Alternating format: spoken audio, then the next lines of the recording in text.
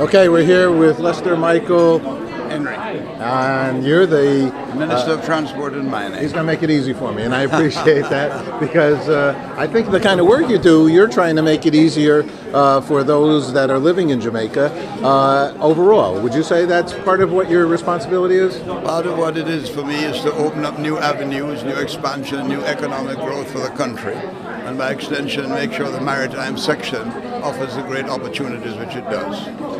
Now, I've been in Jamaica. I was in Jamaica with Geneve, and I was very impressed, actually, with the transportation. But you have some new road there that's cut through the most, like limestone. What is that? That is like a road of all roads. What is that? Well, the point is the world must be reminded that Jamaica is the second most roaded country to Japan. And therefore, the way the development has flown is that roads are being developed following a growth of different areas.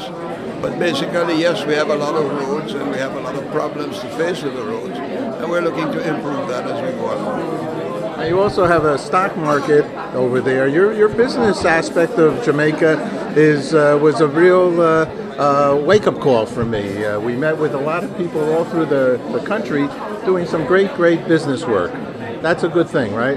It's a very good thing. What I have to remind the world, actually, is that we have the second oldest railway in the world.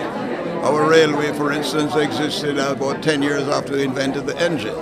So that basically what I'm pursuing is a multimodal approach to transport, where you connect road, rail, sea, and air. So the rail is going to be revived in terms of sections that contribute. That should reduce some of the areas that are unreachable in some ways. And correspondingly, we have great challenges to make sure we connect with the sea in order for export and logistics to also grow.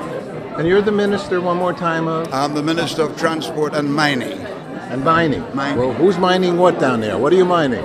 Mining, we're mining a lot of it. We have a Minerals Week coming up because we're mining bauxite. We've been one of the leading exporters of alumina and bauxite to the world. And we're mining and looking at copper, and we're looking at gold, and we're looking at limestone and increasing the minerals aspect. But bauxite is growing again in terms of the economy of it all.